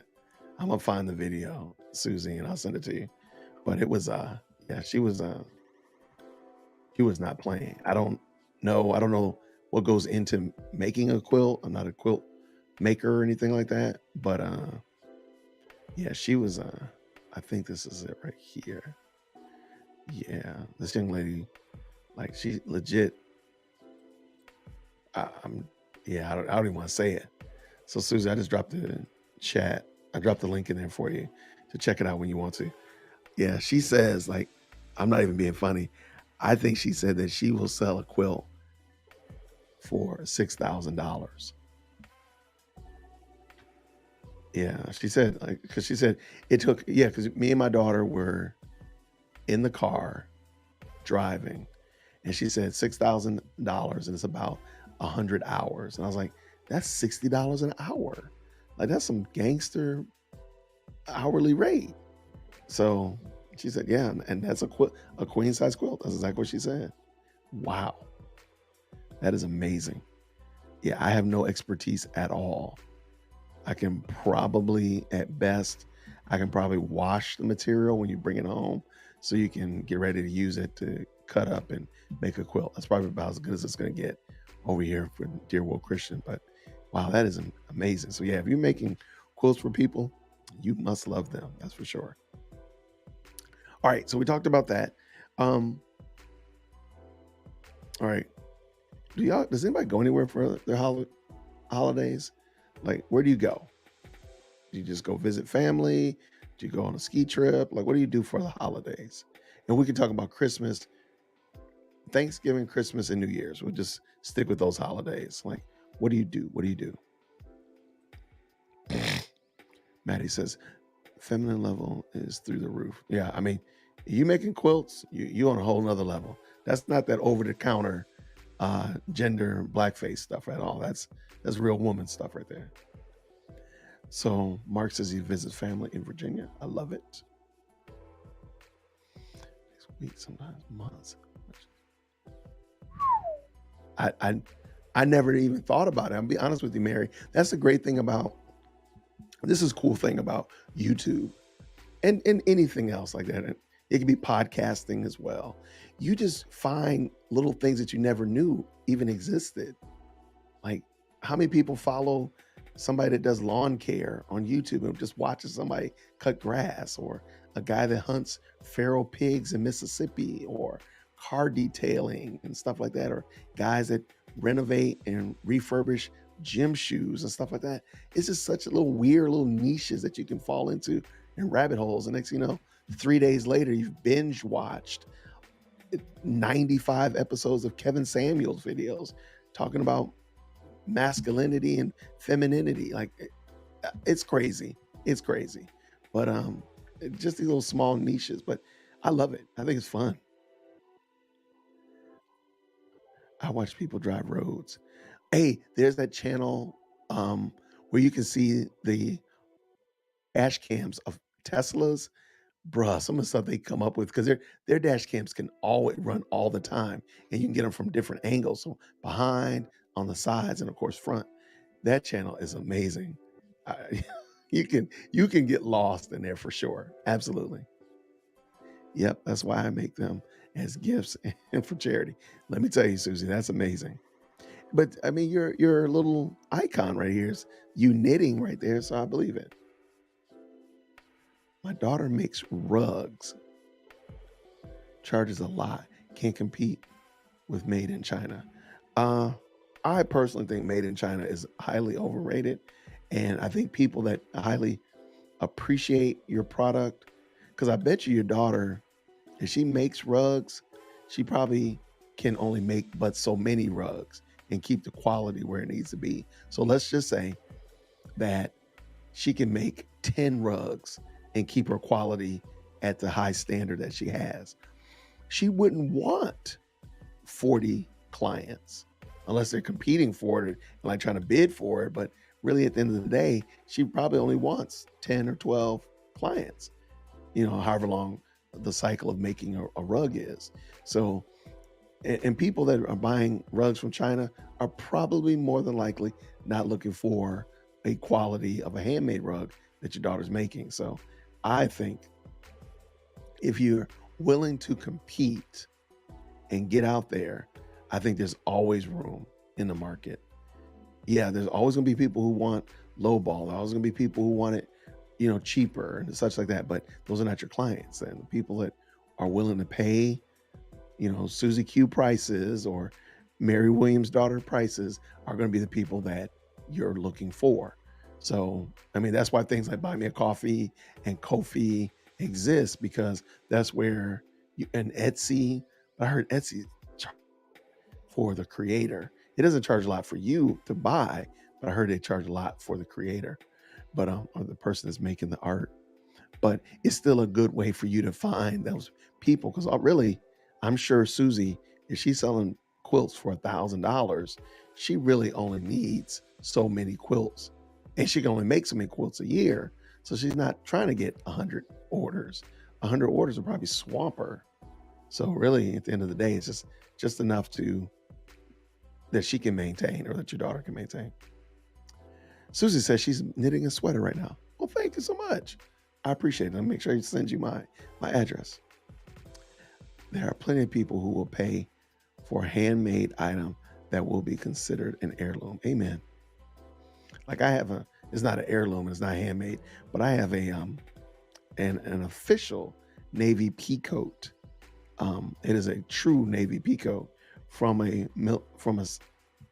Navy sailman, and it's got his security number in it and everything like that, and it is fantastic. And I'm just mad I can't wear it anymore, but I'm trying to find a way to pass that on to somebody. So yeah, all right.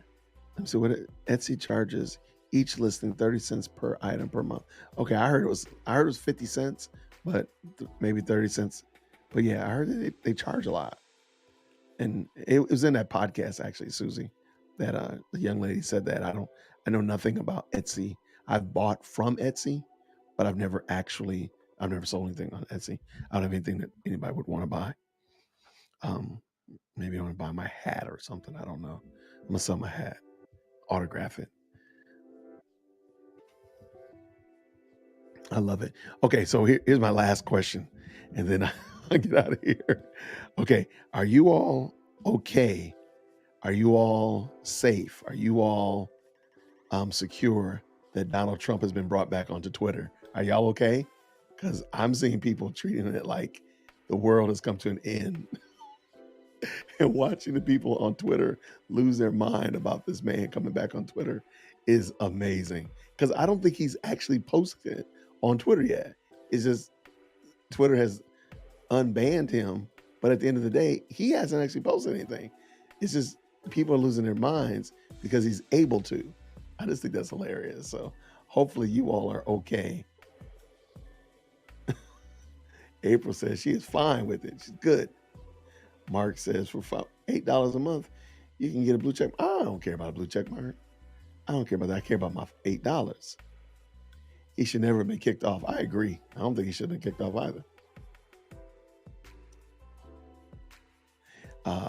Mary said, I didn't know, and my life is still the same. There you go. Anything that happens in that cesspool has zero effect on my life. Amen. And that's actually where I wanted to go with this. So, Susie, you are in my notes. I just think it's really interesting how much we voluntarily put ourselves into positions that stress us out, that cause us consternation, that affect us negatively.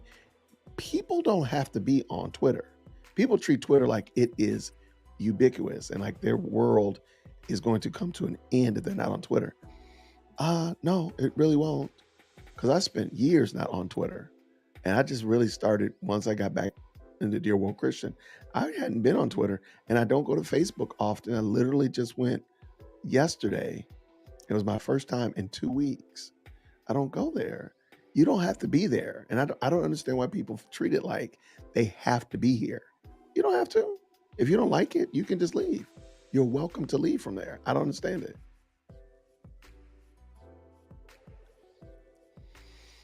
Holy Post wasn't pleased with the idea.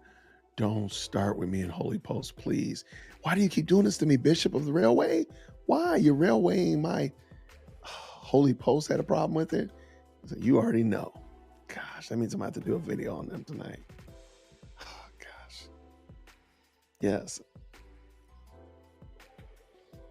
People internalize the dumbest. Absolutely. April, I know you just got on Twitter. I know, right? This channel and April's is the only social media I do. Oh my gosh. Now we got to step our game up now, man. We got to make sure you get you in the know. We got what's going on in these YouTube streets, in the YouTube suburbs. We got to bring you up to speed. I love it. Well, I'm glad you enjoyed the channel. But I just think it's interesting. I just think, like, why do people, okay, you don't like, okay, so you don't like Donald Trump. You do realize that you can mute him if he were tweeting every 5 seconds like he was doing earlier. I totally get it. I do think he was using it too much. That was my opinion. But you can mute him. You don't have to follow him. And it doesn't change your life one bit, one iota, not one. Like, I don't understand why people do that. And they put themselves in those positions, though. You put yourself in a position where you are experiencing all of this internal flipping because you choose to follow this gentleman on YouTube or this gentleman on Twitter, or this lady on Facebook or whatever. Just don't follow them. Just don't.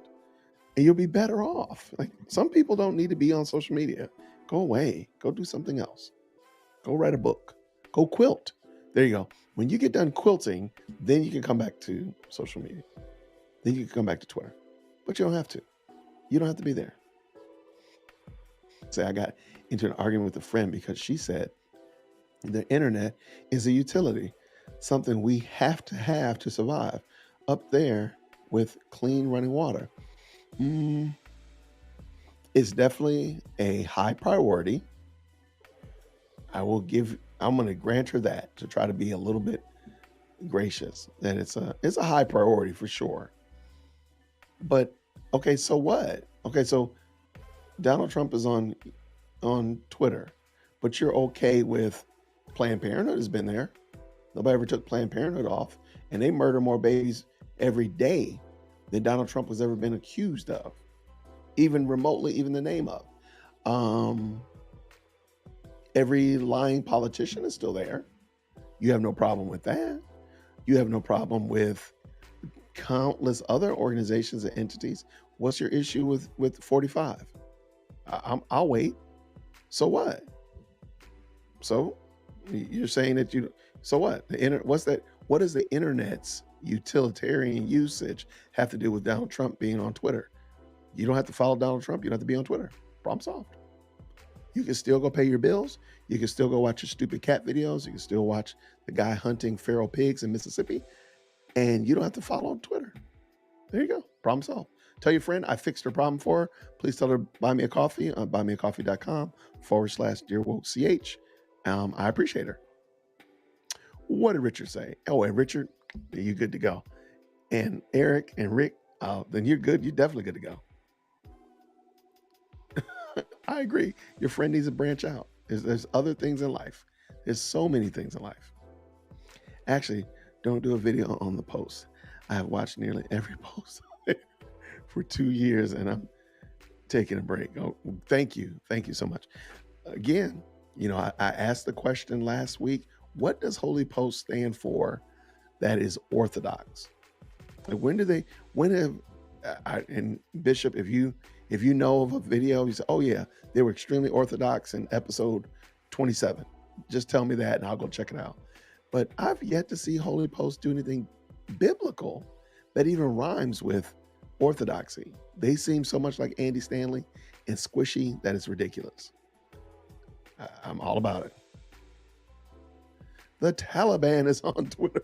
I mean, come on. And we were fighting the Taliban. Do y'all remember that? We used to they actually were our enemies at one time. But they're on Twitter. I mean, I don't get it. I don't get it. But you're mad about Trump. And most people can't tell you what he said that was inflammatory or whatever of that nature. And when you ask them to, because now all of his posts from January 6th are being retweeted. There's nothing bad there. I'm sorry. Whether you like him or not, you have to admit, to be honest, and say, yeah, what he said was actually not bad. What he said was not bad. So you have to be honest about that. If you're not going to be honest about that, which is perfectly fine if you choose not to be honest about that, but I choose to be honest about that. So I'm not going to besmirch the man and say, oh, he said something. He didn't say it. So you have to be honest about that. If you have a problem with it, admit that you have a problem and deal with your problem. I think more Americans need to go to the third world country for a bit. Puts it all in perspective. Amen. I think a lot of people need to get off the internet. Yeah, I think they need to. Read a book. They're riding our military equipment down the streets. Thanks, President Biden. I mean, really, he's still on Twitter. President Biden is responsible for more American deaths than Donald Trump. Just in the Afghanistan pullout. There you go. Why is he still on Twitter? He actually is responsible for the deaths of more Americans than Donald Trump. Why is he still on Twitter? Just asking questions, people. Just asking questions. So before you get all in a bunch, get all up in a tizzy, make sure you figured out why Weekends at Bernie still is on Twitter, but you're mad about 45. I'll be here all week. Please make sure you email me at dearwokec@gmail.com, but I don't care. So it's just something interesting. I appreciate it. So clearly it seems like most of you all are safe and sound. Susie, I'm not putting that question up there. Oh, I did. Never mind. I have no idea. I have absolutely, positively no idea why that's the case. I have none. None at all. I hope he runs again. Truthfully. I was wrong because I thought he wasn't going to run. I didn't think he was going to make it through the first 2 years. But Kamala would run. I'm sorry. I figured Weekends at Bernie would not make it the first 24 months because you have to be at least 2 years so that the vice president can take over and the vice president can still run for 2 more terms. So I figured what I thought was going to happen was that Weekends at Bernie was going to tap out around 2-year mark and Kamala was going to become president. There would be all this fanfare, black woman president, yeah. And nobody would be able to stop that excitement come election time in 24. So I would seem to be wrong, but anything could happen. But that was my political guess, and I missed it. So I'm still surprised he's still here too. Trust me. I think he's surprised he's still here, truth be told. Because we are under judgment of the living. Now that's true. And please understand, I think we've been under God's judgment for quite some while. So I don't think that Joe is the only example. I think our previous presidents as well. I think though Trump, would have been a better president than Joe, I still think he made lots of mistakes, lots of errors. Obama, same thing. Bush, too. I think there was lots of errors there. I don't know when God's judgment started, but I'm going to say it started with Clinton and just the issues that he brought. He brought a new level. He lowered the level of presidency, and he lowered it pretty low. So not saying he was scrubbing the floor, but it was definitely under the desk. So yeah, that was it. But good call out. I thought that too. Jason threw away my tinfoil hat. Hey, tinfoil hats at this point, if you're wearing a tinfoil hat, let me let you know. If you're wearing a tinfoil hat, please take the tinfoil hat off. Use it to cover your turkey while you're cooking this week. Tinfoil hats are no longer required because all you need to do is just wait. Just wait. That's it. Just wait, and all conspiracies will be proven correct. It's just a matter of time. I'm sorry, just a matter of time, because this world that we are in right here is banana cuckoo crazy town. So, yeah, don't worry. Wow, she said back at Woodrow Wilson. Okay, hey, hey, I think I was paying attention. I paid attention the most with Clinton. I think that was, yeah, I probably started paying attention to politics the most during the Clinton era. So I don't know much. I didn't pay attention very much to what was going on with Reagan or research much about Jimmy Carter or former presidents before then. So, I mean, we could probably have a high, it could probably be a very spirited conversation about when did God's judgment start in America. I think that would be very interesting because did it ever, yeah, I think we could definitely have that conversation. It would be extremely interesting. That'd be a fun live. Thank you, baby donkey. What happened, Mary? What's the face about? Oh yeah, I think we're talking about the tinfoil hat. Yeah, you don't need to worry about tinfoil hat anymore. It's just a matter now of when. When are you going to find out what we've said? Like in 2020, when we were saying, hey, maybe it's probably not a good idea to react to a serious flu with all of this veracity. And look at us now. Some of us look like geniuses. Heads up to the Respect of Marriage Act is going through the legislature right now. Okay, I've heard about that. I don't know much about it. Let me.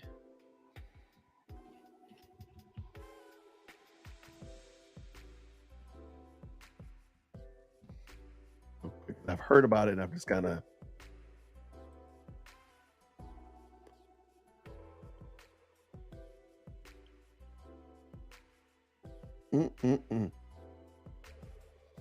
The amendment specifies that nonprofit religious organizations will not be required to provide services to solemnize or celebrate a marriage.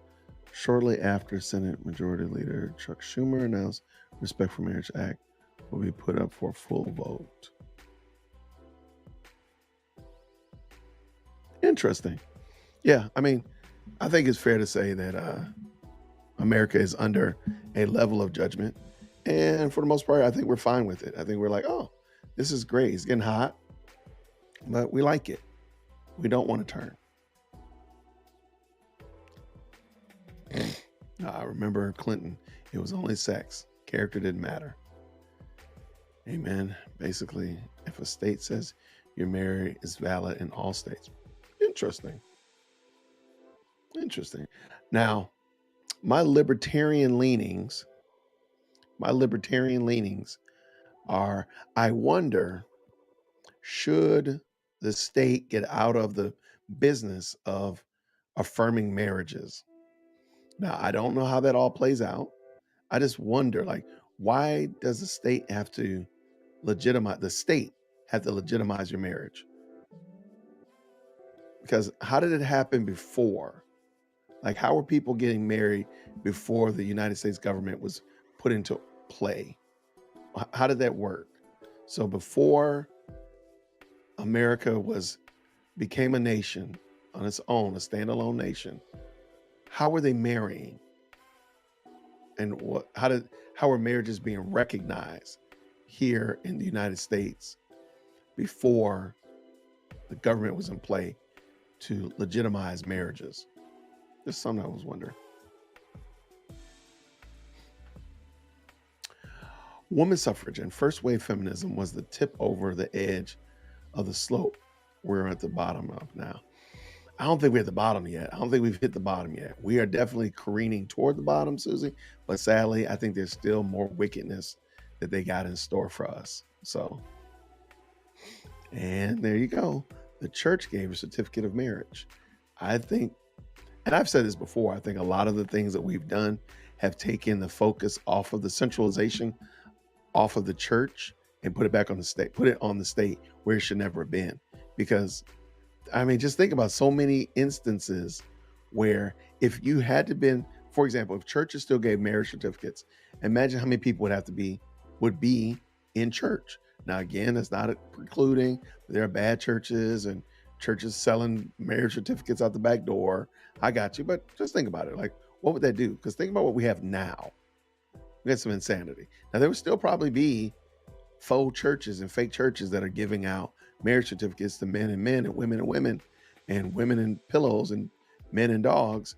But why is the state involved in marriage certificates?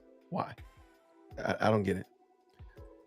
I would argue no state involvement, but it does also incentivize a godly institution. No, I think we should have marriage. Now, I'm not saying no marriage. I'm just saying, why are the churches not legitimizing marriage and not the state? It's something I have been toying with and wondering about. It passed already. We're facing lawsuits as Christians. No more protection from evil lawsuits. Interesting. Well, so goes the way of the world. Then I think this will be the beginning of persecution, but I don't think it's there. I still, sadly, I think there's still at least 3 more levels, big shovel scoops that we're trying to get to scoop out the bottom of this barrel. So I think we just have to trust our King. We have to trust that we are doing exactly what our King told us to do.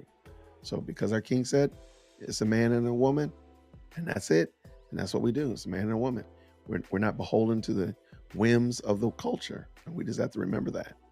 So we have to just stay strong. The state became involved to prevent unsavory marriages. What were unsavory marriages? Ooh, unsavory. Primary interracial, but also to prevent the disabling from being able to marry and procreate. Interesting. Okay. Now, I totally believe they used interracial marriage, and I believe they use incest as gateways to say you need to let the state oversee marriage. I totally believe that. No argument for me at all. One second. The big Yeti's got to come out because my throat is getting dry. I've already drank my Earl Grey, so now we're on the next stream here. Now we're good. And Restoring Hero Projects is in the building. So you know I'm good to go now. But I could totally see that was probably the gateway drug that they used to incentivize states licensing marriage. But I still don't understand, what's the purpose of it now? I mean, now, except for the state legitimizing wickedness, but what's the purpose of it now? For the life of me, that was one of the things that led me to be a libertarian. Was I just thought the state was involved in too many things. What does it say in regards to the poll? I like both. You don't have to show this one. Oh, I love it.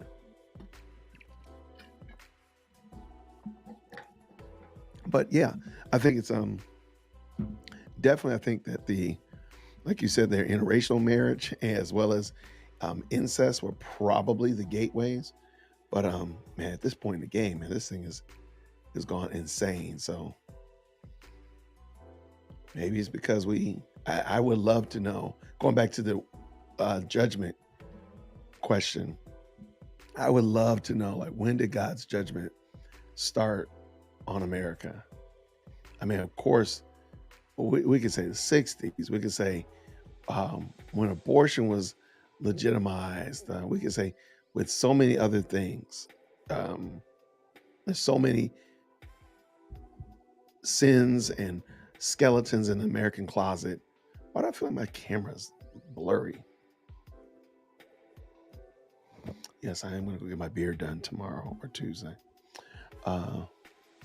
Well, no-fault divorce is a big incentive for keeping the state involved. Interesting. If divorce has to be adjudicated, the judge should issue a certificate. Okay. I can understand that. I hate it, but I understand it. If you can divorce for any reason, there's more divorces, more reasons to keep the state involved. Okay. I totally get it. But let's just say we were able to keep, churches were giving marriage certificates. So there would be a lot of, Tommy and Sally, they're members of this church. They're married. They're having marital problems. There's a lot of checks and balances right there, I would feel, if they're able to work through.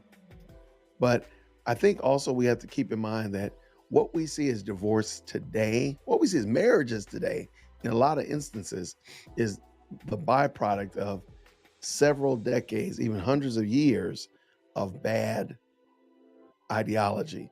So the no fault divorce and shotgun weddings and such of that nature. Because of those long history, those foolishness, I think that's how we've gotten here. So we're not just off track a little bit.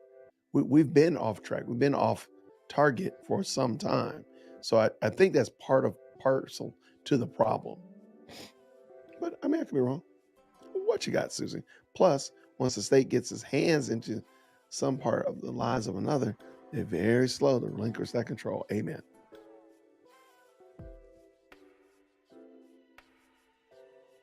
I like it. Yes. All right, my good people. That was good. Thank y'all so much. I appreciate it. Good ideas. Well, I appreciate you all. I didn't realize I've been on here for 2 hours, but I thank y'all for listening to me. I really do. Thank y'all for your ideas and things to think about. I'll go back and definitely look at some of the things we were discussing tonight and see if we can talk about them more next time. But December 3rd, I'll be doing my next book review. Probably not going to do any more live book reviews for a while, but this one's coming up. So definitely check out Brian Shannon. His information will be in the description below. Feel free to go to dearworldchristian.com. You can get the link for Andy Stanley on that podcast, This Sounds Like Fun podcast, as well as a transcript. I appreciate you checking that out. And thank you for your support of me on Buy Me a Coffee. Like I said, I will start recording my journey into my journey to becoming a Morehouse man. I will start uploading that soon, and you'll be getting an email letting you know that the first episode is uploaded and such like that. So I appreciate you. Let me get this last comment from Mary. She said, today's big Eva can't do church discipline, marriage counseling. You're right. But I think it's because they've been off target for so long. They're literally thousands of miles away from the target. And it's because they've been off target just a slight degree for so long. If they had been on target, I think we wouldn't be having this discussion. I don't think. But, I think I think we could all agree that, yeah, there's a lot of problems. So it's not a one fix. There's not one solution that's going to fix it. So that's just my thoughts. I appreciate it, man. Thank y'all so much. This was great. All right, everybody. Love y'all so much. Thank you so much for stopping by. And I'll see you next time. Grace and peace. Take care.